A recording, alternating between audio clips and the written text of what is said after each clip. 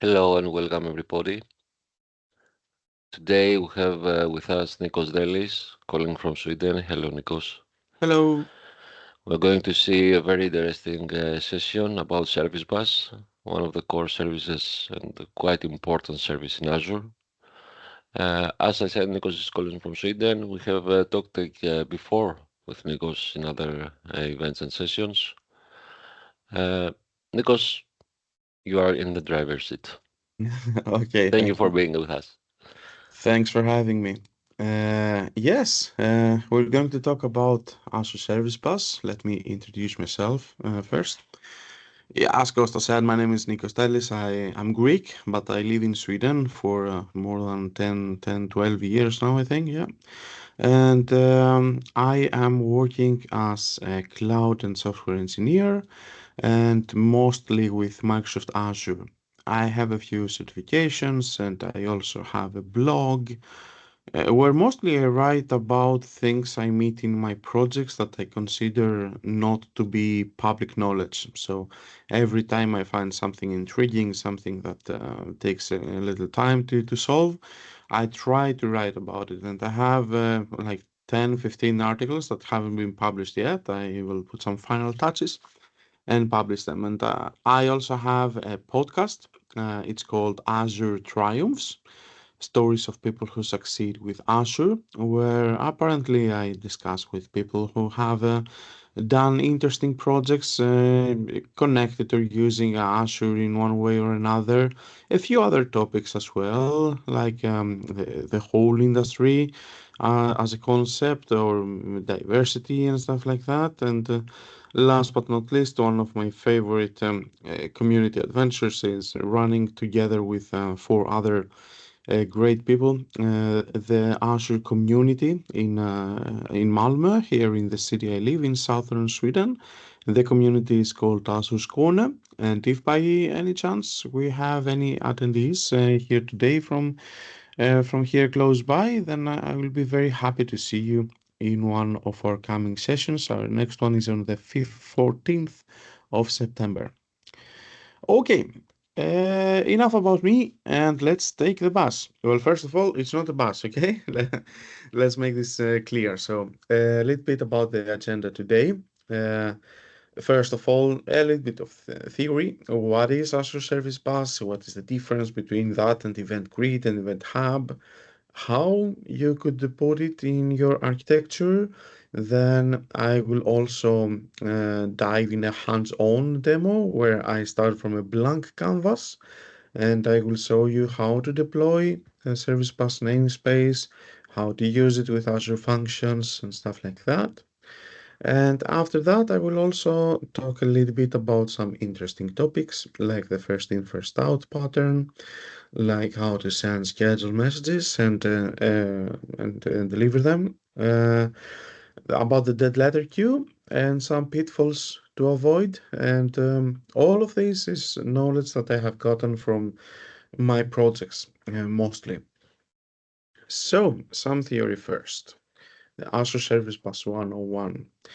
This comes from Microsoft Learn, so it's not my words. But Azure Service Bus is a fully managed enterprise message broker with message queues and publish subscribe topics in a namespace. Service Bus is used to decouple applications and services from each other. So we have two ways of sending messages in the Service Bus. The first is queue, and of course you can have many queues, or topics. Now the main difference between a queue and a topic is that a queue has one sender and one receiver, while the topics might have multiple receivers. So, as you can send a letter, you just send it to one person and that person only. While in the topic, it's like sending an email when you can have multiple receivers. And also, both of those, for the Azure Service Bus case, the receiver needs to subscribe to the respective topic or queue, meaning that Service Bus will not attempt to deliver the message to the receiver, but the receiver has to pick the message themselves. And this is a very big difference compared to the other message services. But more about that in a minute. So, Azure Service Bus is one of the oldest Azure services. It's been for over 10, 12, 13 years in Drift, if I'm not mistaken. And now the seven lost messages, I wrote this a couple of years ago. I don't know if they have missed any other messages, but by that time, in over 10 years, to only have missed seven messages, I think it's pretty good and something to brag about. Now, of course, as in every Azure service, you have multiple tiers. We have the basic, the standard, and the premium. The basic is only for, it's the oldest and it's only for development and evaluation purposes. I wouldn't even actually recommend you to use for that. But we have the standard tier and the premium tier. The standard tier has a very different pricing model than the premium. So the standard tier will only cost you something like $7 for, if I'm not mistaken, 12.5 million messages. Now that's quite many messages for a month. And while the premium tier does not have any number like that, but it costs $700. So of course, it costs way more than the standard, but it also has pretty much unlimited quotas. There is a maximum message size. In the standard tier, it's configurable up to 256 kilobytes, or sorry, default 256 kilobyte, while in the premium it's up to 100 megabytes. Then the queue or the topic have sizes of 1 up to 5 gigabytes for the standard and 8 gigabytes for the premium tier. And remember that we have a messaging model where the sender might send messages all the time and the receiver will pick the messages when they want. So imagine that you have a stack where you're putting messages and they pile up, and it's not an endless pile. So you have to keep track on that. Then you can batch your messages in transaction in case you want to send multiple messages at once. And of course, you have to respect the size, but you can also put up to 100 messages per transaction, both for synchronous and asynchronous sending. And then you can have up to 10,000 topics or queues in every namespace. And I can hardly imagine a scenario when you need 10,000 topics or queues. If you do, maybe you should rethink your architecture or how you have divided your workloads. It sounds a bit fishy. I have never seen a scenario when we need that many. A few more details and why I like Service Bus that much. First of all, it is very integratable. It's one of the services that is mostly integrated. You can use it together with Event Grid, with Logic Apps, with Azure Functions, in Power Platform Dynamics, Stream Analytics, you name it, even more resources. All those have default connectors and can pick and send messages to Service Bus. Of course, if you want to consume messages from Service Bus or send messages to Service Bus, you can use the usual HTTP protocols or webhooks, and you can do it like that.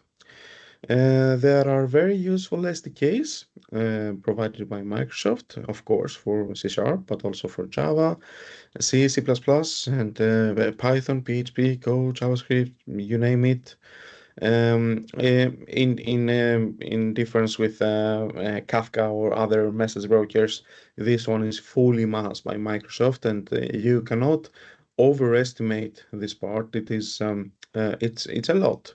Yeah, it's a lot to keep it running, and it's a lot to make sure that you have the latencies that Microsoft promises, and the deliveries that Microsoft can do.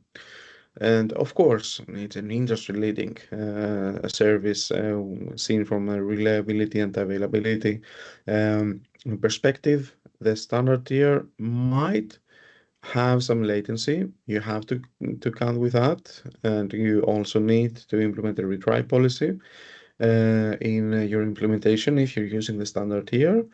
If you're using the premium tier, then you have a 99.99% SLA, so you can be pretty confident that your messages are going to be sent, and you can be 100% confident that they will be delivered.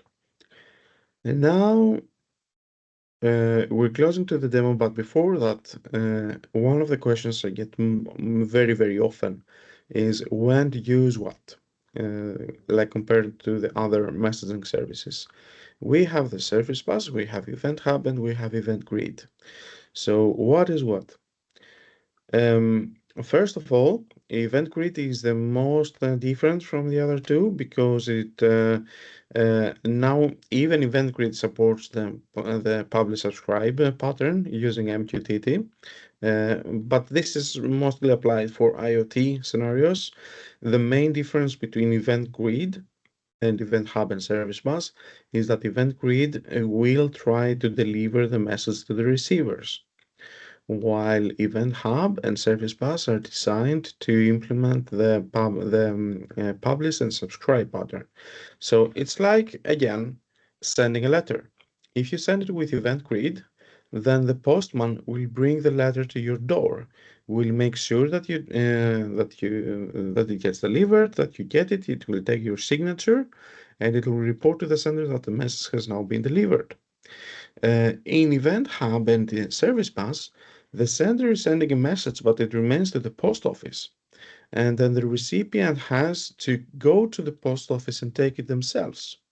So you understand that this is a big difference. And if you read the documentation, then Microsoft says that in Event Grid and Event Hub, the servers should not care about what happens to the messages. Another big difference is the difference between messages and events. And I usually say that a message is an event with data. And this is how, in my experience, has to be seen in order to do a good implementations. So an event could be alarm activated, while a message would be alarm status change. And then inside the message, you have some information telling true or false. So the status changed, but was it on or was it off? Now, in the case of event, I want to deliver as little information as possible, and I only want I still want the recipient to be able to react on this event and to be able to do whatever they were supposed to do based only on that, nothing else. In messages, you can and should put more information, but if you're sending a file, for example, then you can put a file in the message. What you can do is that you can send it in a topic, like if it is an order for something, for an e-shop or anything, you can publish the message to a topic called orders, so that the shop knows that a new order was created. Maybe you can put an order ID also in the message, but that's it. You wouldn't put all the data of the order inside of it. And this is both to keep the size of the messages low, but also to increase the security, because you don't know if the recipient is the person who is intended to read the message and to do whatever needs to be done. So, and of course, difference between Event Hub and Service Bus is that the Service Bus has chosen topics, and the Event Hub can offer rereads, and they can replay the messages and have them resent and redelivered and all that.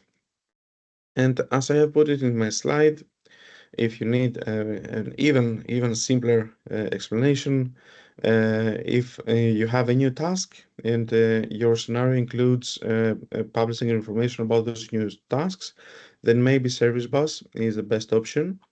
If you have a million devices that need to report status and don't really care about what happens with that, but they just want to report it, then probably Event Hub is a choice for you.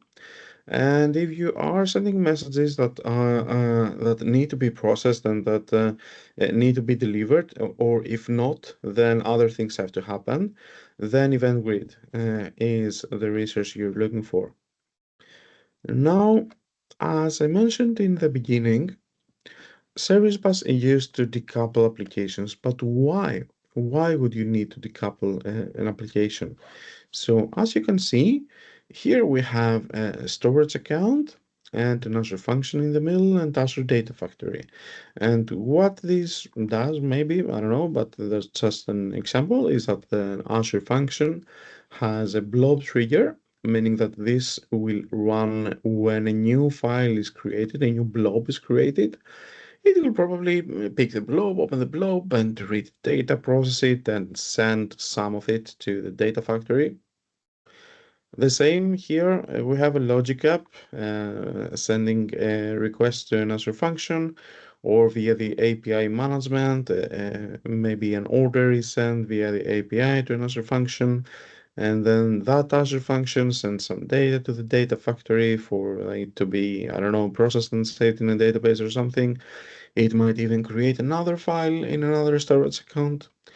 So what we see here very, very quickly is that we have a single point of failure. So if this Azure function goes down, then the storage account, then nobody's listening to the storage account files. And nobody can send data to the data factory. Same thing down here. If the Azure function malfunctions, then the logic app cannot tell anybody to do whatever was done. So what we do in that case is that we can put Azure Service Bus in the middle, meaning that instead of having a dependency on a compute function, we are putting in the middle something that we can really trust because it is fully managed and because Microsoft guarantees that it will be up there waiting for our messages.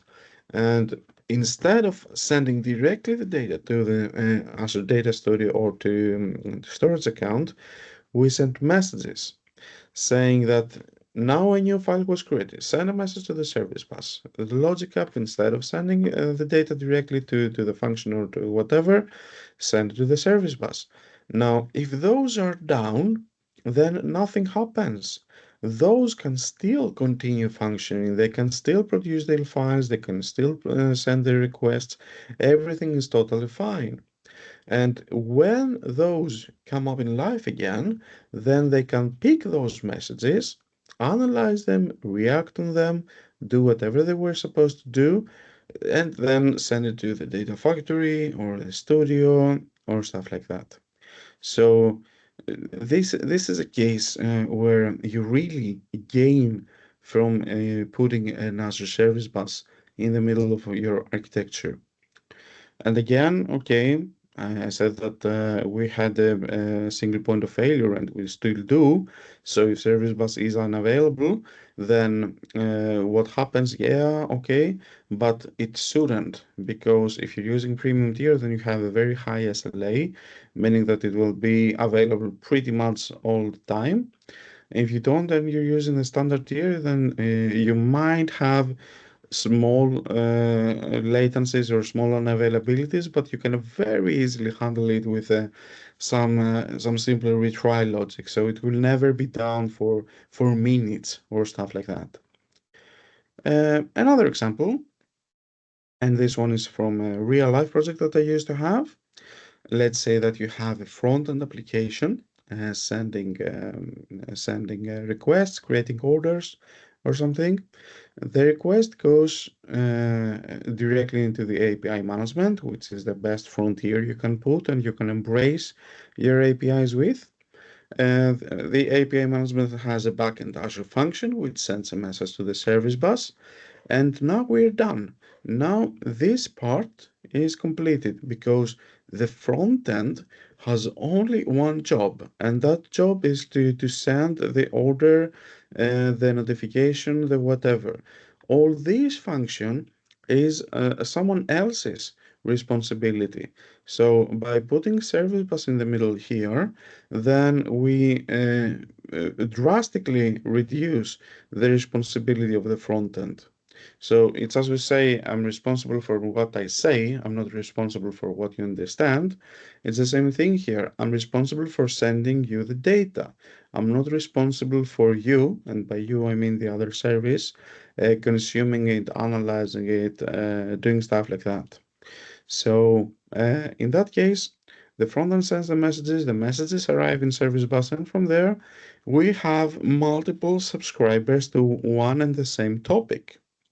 So one subscriber picks the message and puts it into Postgres. Another subscriber picks the message and saves it into the file system. A third subscriber is sending it to Azure AI service for, I don't know, some kind of analysis. And the fourth subscriber picks the message and displays it into a web application environment. Now, one thing I didn't mention before, and it's also a very common misconception, is that when you have a topic and you send a message, then the message is picked by every subscriber. It's not only delivered once, it will be delivered once to the service bus, but it will be available for all subscribers. Hmm? Okay. Now, enough with the theory. Let's make a demo. Let's show you everything that I've talked about. So we start from Azure. I need some help here, Costa. Is it visible or should I zoom in? If you could zoom in a little bit, that would be perfect. Am I good now? A little more won't hurt. What about now? Yeah, that's Okay. good. Thank you. Okay, great. Okay, so as you can see, this is completely empty. I have absolutely nothing in it. It's a research group, but I have no resources. So we start with a blank canvas. So what I want to do is to deploy an Azure Service Bus namespace where I will put my topics and also an Azure function which will be used to send messages. So let's start with the service bus. Service bus. Here we have it, service bus, and we will go through every property together. And now since I was already in a research group, it automatically picked that up. Let's call it, I don't know. First of all, Azure naming abbreviations. I use this site a lot to pick good names. Oops, service bus. Okay. So for the namespace, Microsoft recommends using this prefix. So Service Bus, Azure Innovating Hub, our very kind host, and let's call it demo. Okay. Location, Sweden Central, it's the one that's closest to me. And as I mentioned previously, they have increased the price a little bit.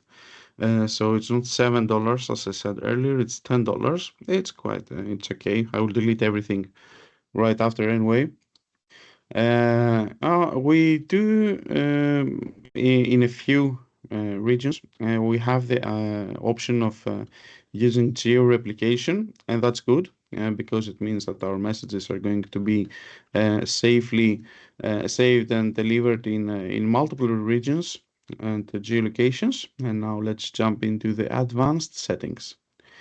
Minimum TLS version for those sending messages to us, of course, we will pick the latest one. Local authentication, that's an important thing. If I would take disabled, which actually is a best practice and it is recommended, then I will not be able to send messages using SAS, using the signatures. Now, for our demo purposes, I will still have it enabled because it's a bit simpler for me, and I will show you the right way later also. Networking, yeah, I'm gonna have it publicly again, but don't worry, I will delete everything later. and I won't put any tags. The validation is succeeded, and I can go forward and create it. Submitting deployment, and it will take like a minute or so. We don't need to attend it. In the meanwhile, let's go and create an Azure function. Azure function, an Azure function app. There it is. So there again, very simple. It doesn't even have to do with today's demo. Like a simple, very simple function. As service bus demo, yeah, code.net 8, of course, the isolated model, totally fine. Let's put that in Student Central as well.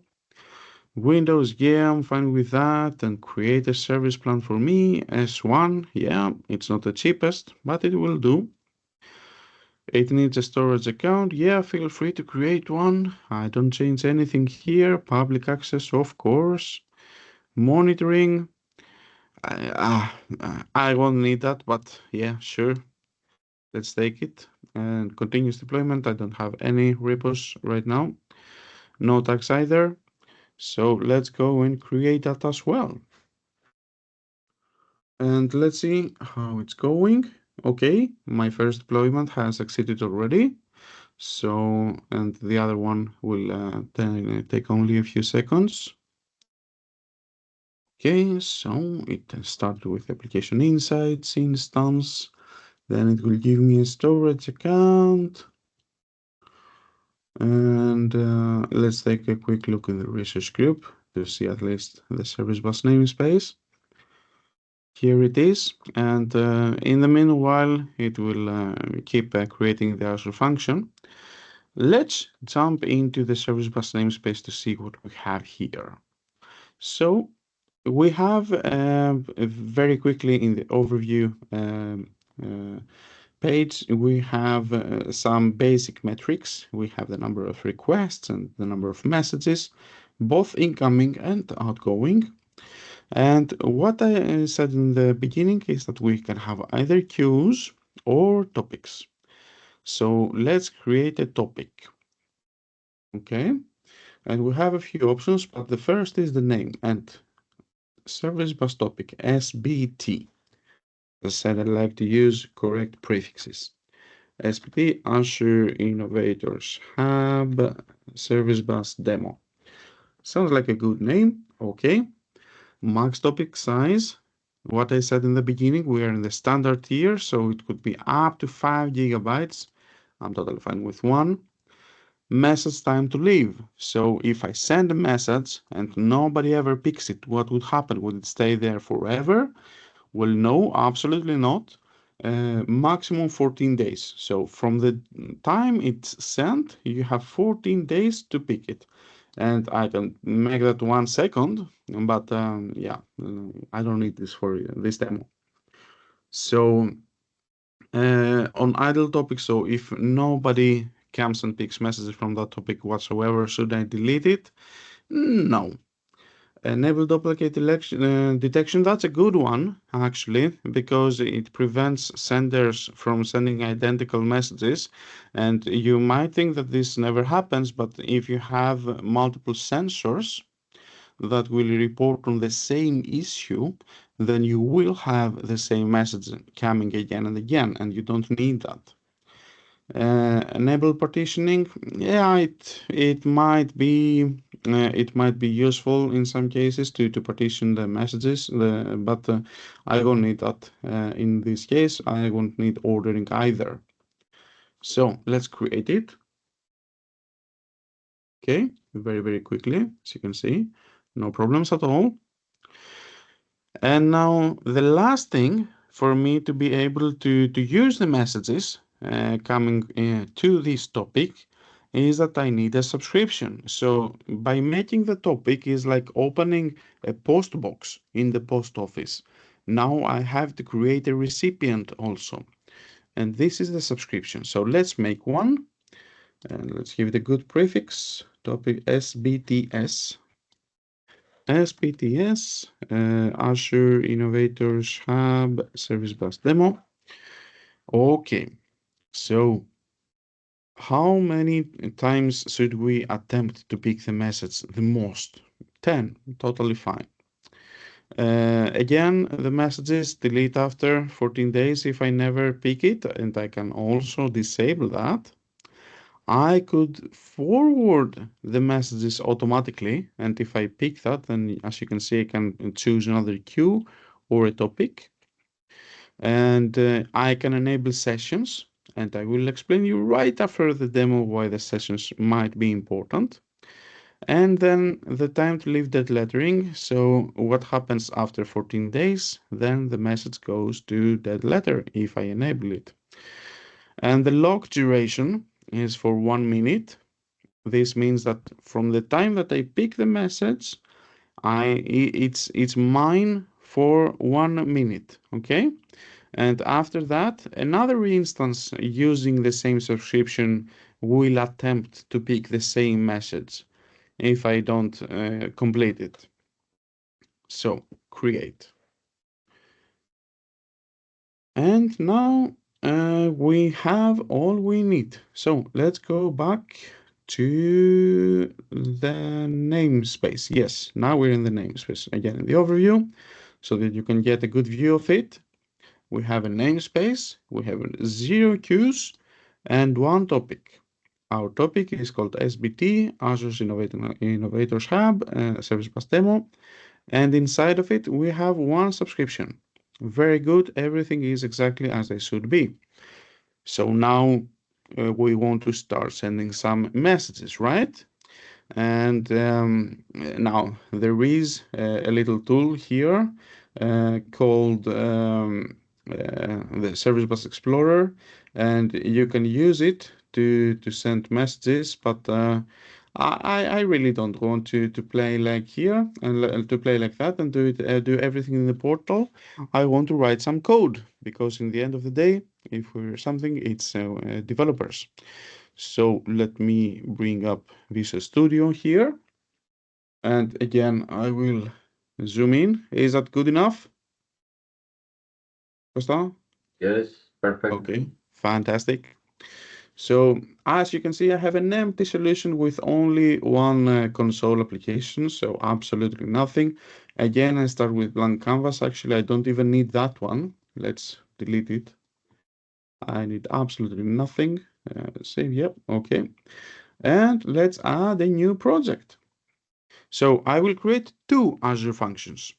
The first will send messages and the other one will pick the messages. So Azure Functions, yeah, let's put it there. Let's call it func sender. Sounds about right. Next, okay. Now I have some options here. How do I want my function to be activated? I'm using an HTTP trigger, which is going to be good because I want you also to give it a try. Azure, of course, for local development, container support, yeah, that's totally fine. Authorization level function, yeah, let's not put it anonymous and invite evil users. That's perfect. And this is it, like black canvas. I have absolutely nothing right now. So what I need to do first is that I need to add some packages. And let's do it using, I'm not going to pretend that I remember the command by heart, but I know that the package is called Azure Messaging something something Service Bus, maybe. Would it be? Yeah, that's the one. Let's install it. Of course, take whatever you need. Whatever you need, take it with you. That's very nice. Okay, so uh, yeah, I can have that. I don't care. So what do we need to do? Let's say that our Azure function is going to generate a random integer.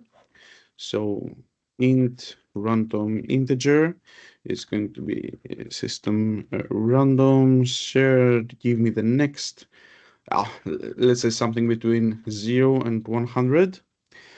And then I want this to be put in a message and sent to the service bus. So let's pretend that we created an order and we got an order number. So the first thing we need is to establish the connection with service bus. And we do this using a service bus client. So wait, oh yeah, of course. Oh, this is already a sync, that's good. Wait, using var client, a new service bus client. Okay. And what do we need here? We need a connection string. And where do you think I will get the connection string? Oh yeah, you know this because we have a wait, it's a sync. So this has to return something, a task. Okay. So I need the connection string for the service bus client. And as you can imagine, I'm taking the connection string from the service bus. Now, we can use granulated policy and take only an access policy that is good for this specific topic. But now for this demo, I will use a policy that's good for everything. So using the root mansert key, I can do everything. I can send messages, I can pick messages, and I can manage the topic also. So oh, I like this Chrome add-on. It hides the connection strings, but I'm telling you, it is there. So let's take the primary connection string and go back to Visual Studio and let's put it right here. So now it is there. Now I have a client, and what I want to do is to send a message. And to send the message, I will use a try finally. I don't mind about exceptions. So let's create the sender first. Service bus sender. Let's call it sender client. Create a sender. And now what does it need? It needs the queue or the topic name. What is my topic called? My topic is called something like that. So let's put it in here. Okay, so quick summary. I generated a random integer. I have established a connection with a service bus client, and I have registered a sender, which is going to send messages to this specific topic.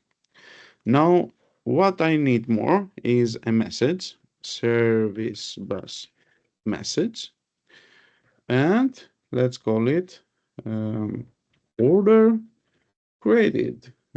Here is your order number. And it would give me that random integer that I created up there. Very, very good. Last thing to do is to send the message. So using the sender, this one, I am sending the messages in an asynchronous manner. And finally, now the very, very last thing to do is to dispose the sender, because I don't like memory leaks. Sender, oops, yeah, of course. The sender has to be out there to be reachable in the finally also. Sender dispose async. Now we have a perfect function. Shall I give it a try? Yeah, let's give it a try.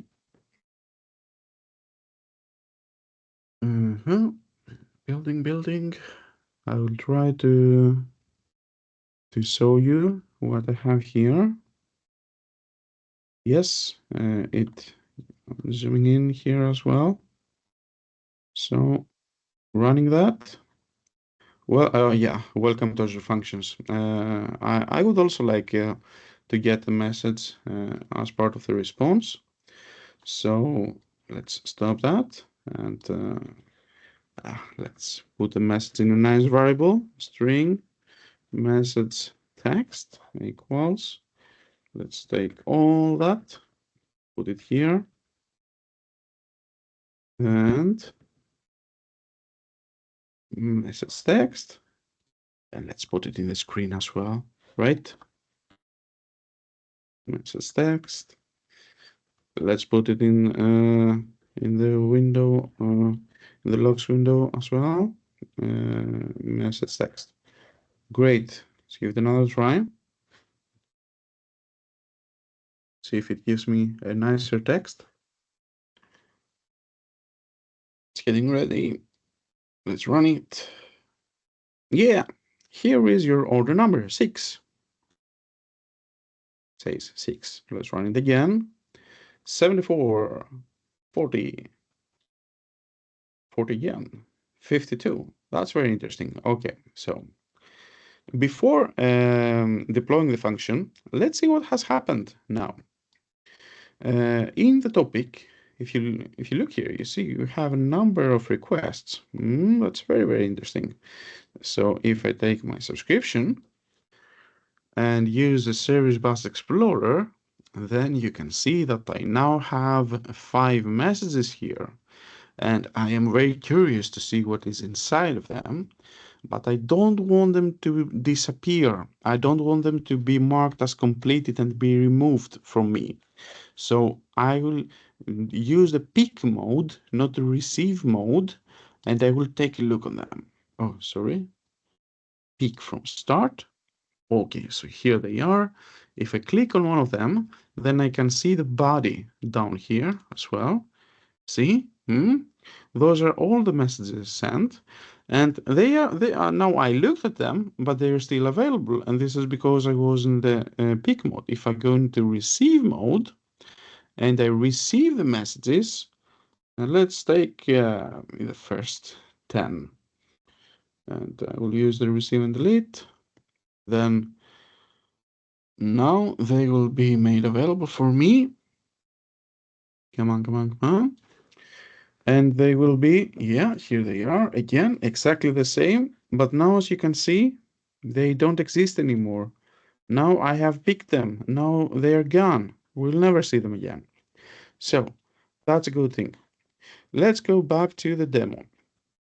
And sending messages was fun, but you know what's even more fun? Picking messages. So let's start picking them. Create, I will stop that. And I will create another function. New project, Azure Functions. Let's call it Thank Receiver. Next. Okay. And again, .NET isolated, very good. Now I will pick the service bus topic trigger. And it asks me for the name of the connection string. So not the connection string itself, but the name of the connection string, because this is going to be a variable. So a setting. So SBS con. That's good to me. And it also needs the name of the topic and the name of my subscription. So let's grab those very quickly. This is the subscription, SBTS. Let's put it here. And this is the name of the topic. Let's put it here. Very well. Et voila. Here is my receiver. I will even, no, I will make it start a project. Yeah, I will actually. I will make a startup because I'm gonna run it. So one little thing I need to do here is that I need to take the name of the connection. Remember, this is not a place for the connection string. It is a name for the name of the connection string.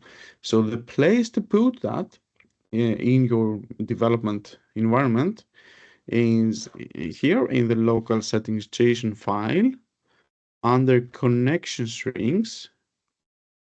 You have to put it here, and then here you have to put the connection string.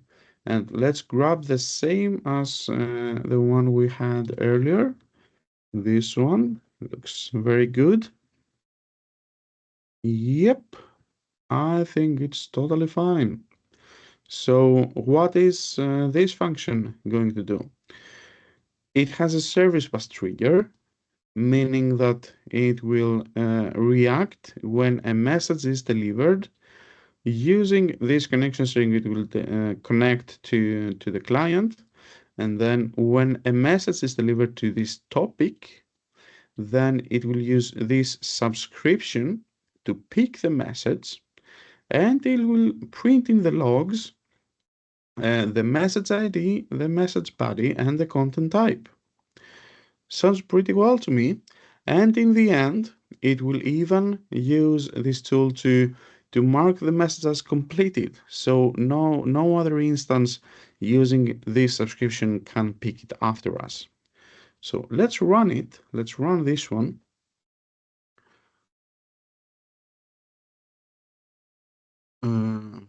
Yeah, obviously now nothing will happen because the other one didn't run. So let's send a few messages first. Start new instance.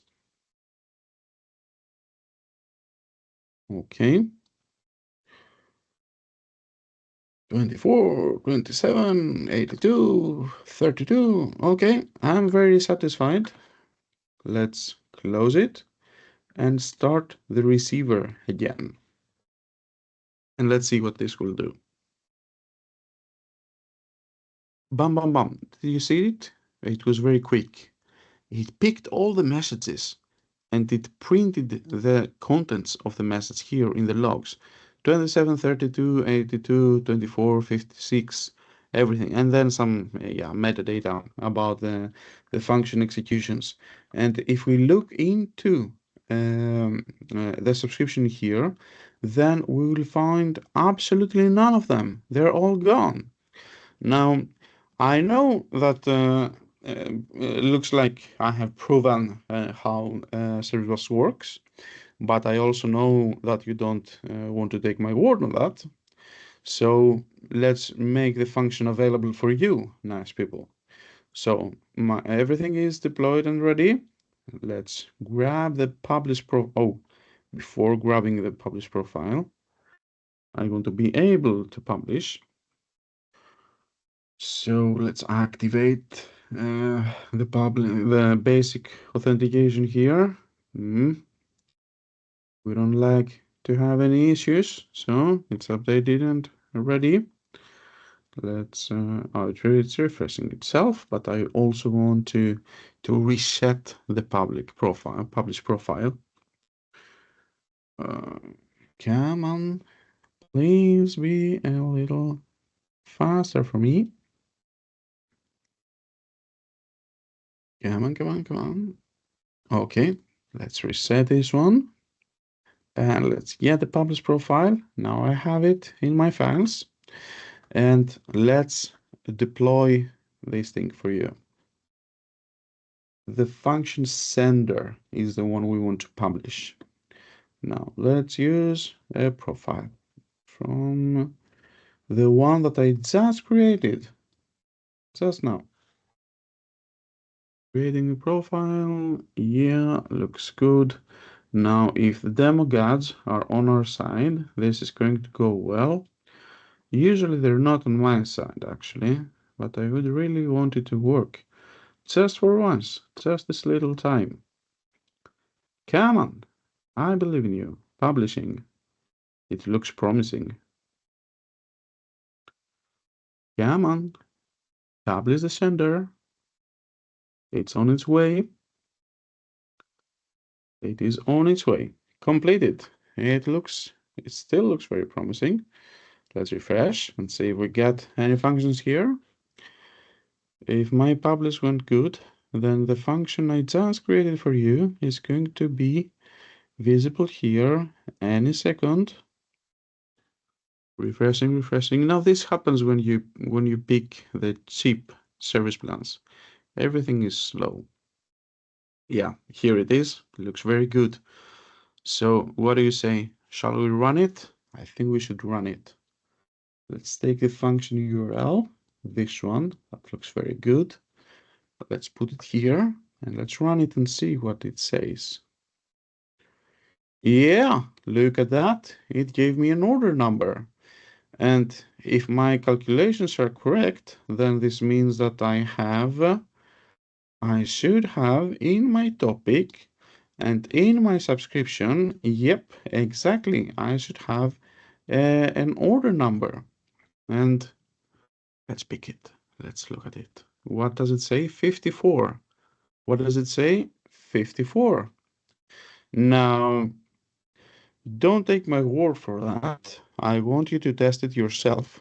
And how am I going to do it? I'm going to pick up the receiver here. Going to put it to run. Okay. And yep, 54. It picked it already. Now we have to jungle a little bit with the windows here to make everything visible for you. Let's put this right here, and I want you to be able to run this, but I won't have you to read this link. Instead, I'm going to use this awesome add-on to create a QR code. So please grab your phones, everybody. I'm also doing that as we speak, and I'm scanning this one, and I will run it using my phone. Yeah, I got 18, and look at that, 18. If I run once more, I got another one, 3, and if I run it once more, I got 42. Yeah, I don't know who else is running it, but I still get numbers. So this is pretty cool, right? Acosta, did you also try it? Did you scan the QR code? Is it scannable? I will do it right now, Nick. Give me a Yeah, moment, please. absolutely. Absolutely. 98. And when you do it, then please let me know which number did you see in your screen, and let's see if it appears here in the receiver as well.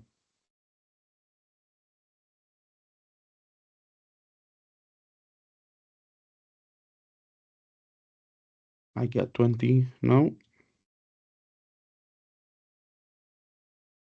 Uh, I think it's 81, but I cannot see uh, it very well. 81. 81. Yeah, and that's the one we got. So I think we can all agree that this works pretty nicely. So So this, I'm sorry, Nick. Does this QR code was generated automatically by Chrome with this URL? what you did when you scanned this is that you called the Azure function that I published a minute ago, this Yeah, one. I'm asking, the QR is automatically generated by Yeah, by Chrome. by Chrome, right? When Yeah, you have that exactly. URL. Yeah, yeah. Amazing. It's a good add-on, and Yeah, it's easy for demos like that. So I wouldn't have perfect. you to copy this URL. Yeah.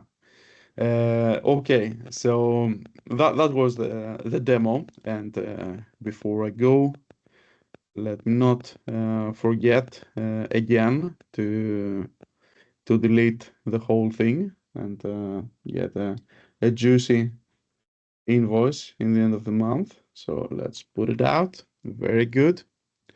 And a little more theory until we're done. So first in, first out model. And I know that sometimes you want to make sure that your messages are delivered or actually are picked in the correct order. So how do you do that? Well, by putting a session ID, using the session ID variable, then you make sure that Azure Service Bus will deliver the messages in the order that they have been sent. And by putting the recipients listening to the specific session IDs, you make also sure that the same recipient picks the same message. Then the scheduled message delivery. Sometimes the sender wants to decide when the message will be available for the recipients, and this can be done very easily. I can actually show you in code. Here, when we had this message, we can either use the time here to put, I don't know, whatever time you want, or instead of using the send message async, you can use the schedule message async to say when the message will be delivered. So that's that. Then the dead letter queue, the queue where the letters go to die. A few things can make that your message fails to be delivered. And this is if the header size is exceeded. If your message is too big, then it won't be delivered. If the time to leave expires, the message will die. If you have picked a topic, if you, in a topic you have enabled session IDs, then all messages have to have session IDs. If they don't, they go to the dead letter queue. Then you can, as I showed you earlier, you can send the message around to various topics and queues, but you have maximum four of those forwards and hops. And then the maximum delivery count, you remember that I had 10. If it goes to 11, then the message dies. Last but not least, a few pitfalls that you should be aware of if you're implementing Service Bus in your architecture. There are limits in the connectors, and the limits go to how many messages I can pick per minute, especially if you're using logic apps. You can only send text, obviously, no media, and don't send base64 in a message. Save the file somewhere, give it an ID, and send the ID in a message. If you need low latency, premium is your choice. Standard has low latency, but it's not guaranteed.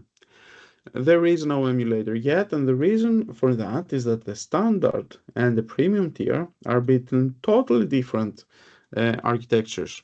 This is what Microsoft says.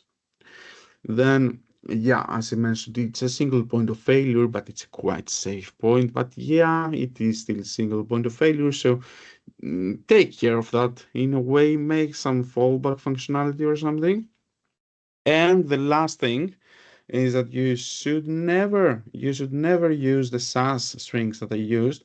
You should apply zero trust. So remember earlier when it asked me if I was willing to enable basic authentication and I put yeah, well I shouldn't.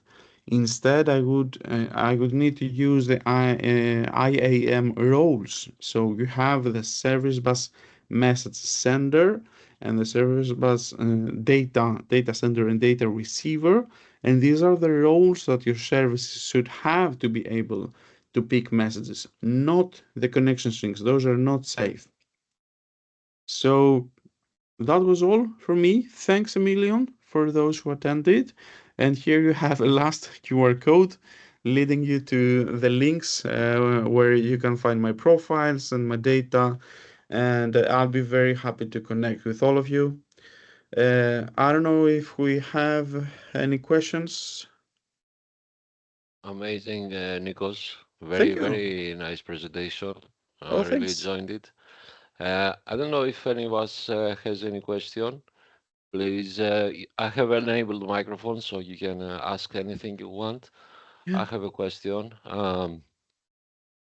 So, in which scenario should we select queues, and where should we select topics? Is it about how many recipients we want to? Yeah, Uh, primarily, yeah. yeah, Primarily, yeah. And if you have a single recipient, then the queue is something for you. If you have multiple recipients, then the topic is for you. To be honest, in the projects that I have done, I always use topics, except for only one case where I needed the queue. But yeah, that's pretty much the rule of thumb. If you have multiple recipients, then you go for the topic. right. I Yeah. observed that in your code, Mm-hmm. it was quite easy. Let's say not that difficult, not that complex to create Hmm. the function. The same applies, as I suppose, whether you use queues or topics, right? It's Exactly almost the the same same. logic. Yeah, Yeah, yeah, yeah. exactly the same. Yeah. Yeah. Mm-hmm. Perfect, perfect. Okay, guys, do you have anything for Nick? We also with us and Ileana, which is here today. Thank you for that. Oh, Thank you, nice to Robert, see also. you. Nice to see you, Liana and Robert. And I'm very proud that you sacrificed your Saturday morning to attend my session. It means the world for me, really does. Yeah. After Nikos and Ileana will be with us in the Yeah, October-November sessions. Ileana has something to say. Please, Ileana, uh, raise your hand. It Just was a turn your great mic. session. Thank you, Nikos and Kostas. thank you, thank Thanks, you. Always a Ileana. pleasure to listen to your sessions, both of you. Likewise. So we are always learning. So Oh. fortunately, we can see new things, and for you, it's very easy, of course, to do another function. For us, not that easy. Yeah, I, well, I can make more sessions, and I can make one specifically for Azure functions. It would be very interesting indeed. I see Robert is asking a question. If I'm coming to Sweduk, Sweduk is my favorite conference. It's a .NET conference in Sweden. That's twice a year, once in Stockholm and once in Gothenburg. And you know what, Robert? I'm between coming and not coming, and the sessions are fantastic this year. I think I will come, actually. I think I do. Are you? I guess you are. Yeah, probably. Saying, "Are you coming?" He's there. Yeah. Yeah, Uh, Ileana, we also learn from everyone, and we are very excited for your session in October, November. of To leave course. the truth. Yeah. Yeah. Yeah. Thank you. When exactly in October? The dates are set. The schedule is almost out. I said it yesterday to everyone, guys. I think you have received it. It's October 4 and 5 and November 8 and 9. Okay, okay, fantastic. Yeah, that's gonna be amazing, and very knowledgeable people are gonna present, and it's gonna be great sessions. Yeah. We have Tiago. We have amazing speakers. Yeah. Yeah, indeed. Yeah, Can I ask you something about the Azure function? Because absolutely. it was very interesting, but I didn't use it. Yeah. I hadn't used it. So for Hmm? the entry authentication, how exactly are you using? You are going to the API permissions. You're exposing the API, and there you have the authentication. In that particular scenario, Yes. or in general, In in the general, no, in general, I think in okay. general. In general, when I deploy a function, then I enable the identity, the managed identity, and then the function it's like it has an ID card. So this identity becomes an identification for it. And then I go to the destination service. So in that case, it could be a service bus. And I am giving my function the role it needs to be able to send messages or receive messages. Then the function still needs to have a connection string to be able to send the messages because it needs to know where to send the messages. But that connection string only contains the name of the service bus. No SAS connection strings, no secret IDs or passwords or anything. Only that URL. So it's like an HTTP address. And the other one is handled by MSAL itself using identities. This is the safe way. And if I'm being honest, I still could do it even in the development environment. And when I'm running Visual Studio, then Visual Studio, I can show you very quickly actually. Then Visual Studio is going to use, I'm not sure if you can still see my screen. Here in the tools, we have one section called Azure Service Authentication. So this is the identity that Visual Studio is going to use to identify my code, my functions, my whatever I have in Visual Studio, uh, to to to authenticate itself against other Azure services. So the same way I would give a role to my function, I could give the role to my user as well. It would still work, but it's a bit advanced for that specific scenario. So that's why I used the connection strings this time. Thank you. Yeah. Uh, Robert is asking, how about writing tests for Receive API? Is this possible? writing what? Writing possibility or on receive API? Maybe functional testing, something like that. Oh, yeah, yeah. Uh, no, yes and no. What I do in my projects is that I have a dedicated set of services in Azure that are only used for test purposes. So we have a standard tiered service bus where our test loads are sending data and our test functions are receiving data from. But this is a pretty rare scenario, and it means that the client is willing to pay for those environments as well.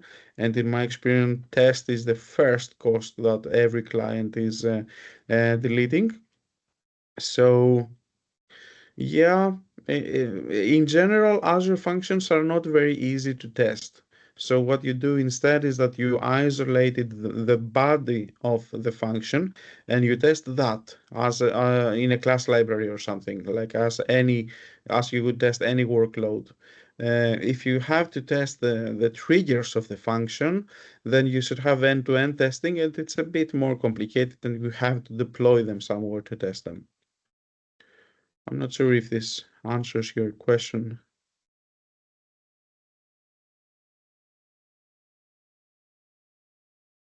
Okay, yeah. Hmm? Perfect. Perfect. Okay, because we are only four people, Hmm? if you are willing, guys, please send me your details and I will send you some Azure goodies and some swag. This is my email. Ooh, Yeah, yeah. I was Please able do, to please get do. something. It's not that big, but it is something. This is my email. You can email me with your details, and I will post them to you via a courier or the post service. It will Hmm. take some time, but to retrieve it, I mean. But please post also Eliana and Robert if you will want some Azure swag, and we share your address and stuff, and I will send them to you. Great. Okay, I think we can call it a day for us. Thank you so much for being here, everyone. Thank you, Nikos, for this Thank you. amazing Thanks for having presentation. me. We renew our appointment, our rendezvous for October, November, Hmm. and be safe. Thank you all. Thank you very much. Bye-bye. Bye, everyone. Have a great day.